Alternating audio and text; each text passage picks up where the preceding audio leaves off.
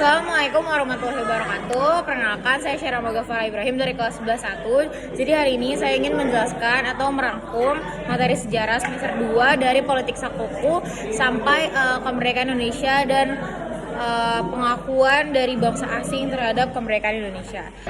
Oke, jadi kronologi yang pertama atau materi yang pertama itu politik Sakoku.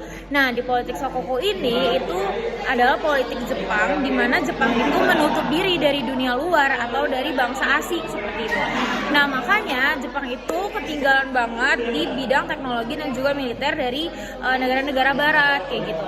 Nah, keterbelakangan ini juga membuat Jepang itu rentan sama tekanan asing atau tekanan dari bangsa barat, dan pada saat itu terhadap politik Sakoku ini tuh juga menimbulkan banyak protes lah gitu dari masyarakat Jepangnya sendiri seperti itu.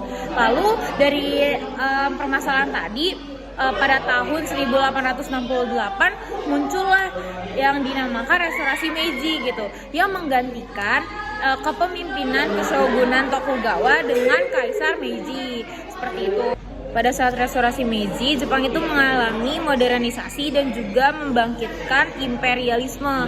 Nah, makanya karena Jepang pada saat Restorasi Meiji ini dia berhasil untuk mengembangkan militernya, terus juga politiknya, pokoknya semuanya, ekonominya gitu. Dia tuh merasa itu tadi ada jiwa-jiwa imperialisme. Makanya di Restorasi Meiji ini Jepang tuh mempunyai keinginan gitu untuk menguasai sumber daya dari wilayah-wilayah lain yang akhirnya memicu perang Asia Pasifik seperti itu.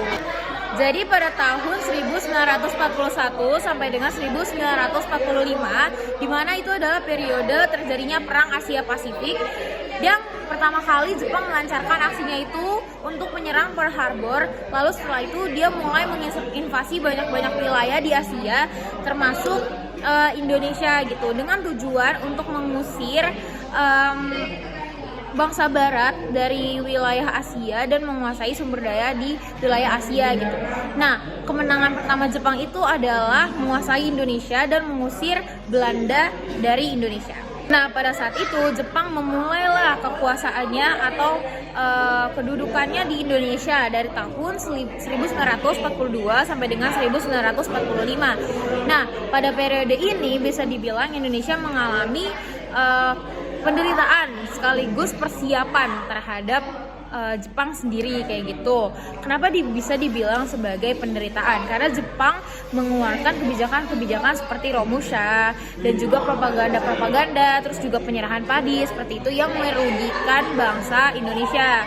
Tetapi dimasukkan ada maksud persiapan terhadap Jepang karena Jepang juga memberi ruang terbatas pada elit nasional nih dalam membentuk organisasi militer atau semi militer kayak PETA atau Heiho yang melibatkan pemuda Indonesia. Sebenarnya itu merugikan, tapi Jepang juga mendirikan pangkalan militer atau melatih militer dari pemuda-pemuda Indonesia. Sebenarnya tujuannya adalah untuk membantu Jepang dalam peperangan gitu. Tetapi sisi positifnya dari bangsa Indonesia adalah kita bisa terlatih untuk hal menyerang strategi seperti itu untuk mengalahkan penjajah.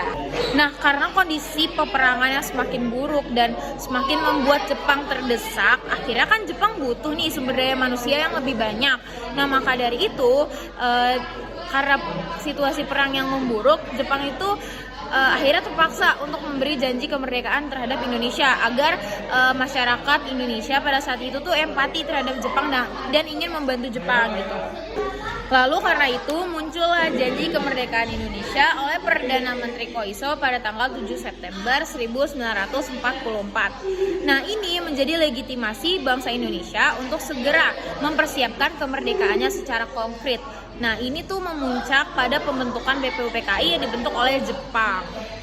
Lalu terbentuknya BPUPKI itu untuk merancang dasar negara, dan BPUPKI berhasil merumuskan dasar negara, Pancasila, dan juga rancangan undang-undang dasar termasuk pembukaan yang diambil dari pembentukan Piagam Jakarta seperti itu. Nah, hasil kerja BPUPKI ini menjadi landasan konstitusional bagi negara Indonesia yang akan lahir gitu. Nah, persiapan kemerdekaan itu dipercepat dengan dibentuknya lagi PPKI pada tanggal 7 Agustus 1945. Nah, selama masa dari sidang BPUPKI, lalu BPUPKI itu dibubarkan dan dibentuk PPKI di hari yang sama, banyak peristiwa yang terjadi selama selang waktu tersebut seperti itu. Misalnya ketika Jepang itu ternyata dibom oleh Amerika di Nagasaki dan juga Hiroshima. Lalu setelah itu ada vacuum of power seperti itu di Indonesia. Jadi tidak ada kekuasaan di Indonesia. Lalu itu menjadi momentum gitu bagi kaum pemuda untuk segera menyatakan kemerdekaan seperti itu. Makanya kaum pemuda ini mendesak kaum tua untuk segera mengumumkan kemerdekaan. Ketika para pemuda ini mendesak Soekarno dan Hatta untuk mengumumkan kemerdekaan, Soekarno dan Hatta tuh atau golongan tua tuh menolak gitu untuk segera mengumumkan kemerdekaan. Padahal kan Nagasaki dan Hiroshima sudah dibom dan Jepang sudah menyerah terhadap sekutu dan Jepang juga menyerah terhadap Indonesia, makanya terjadi vacuum of power tersebut gitu.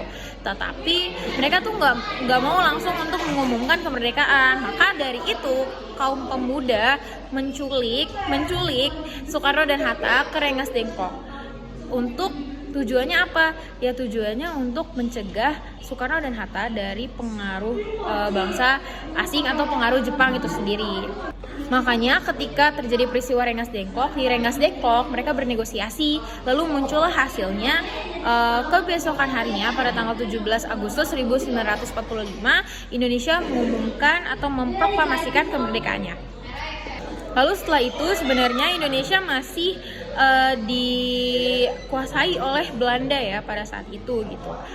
Karena Belanda masih menginginkan wilayah Indonesia, sebenarnya juga masih ada pengaruh dari Jepang. Maka dari itu perjuangan diplomasi dan pengakuan dari negara lain menjadi hal yang penting bagi bangsa Indonesia.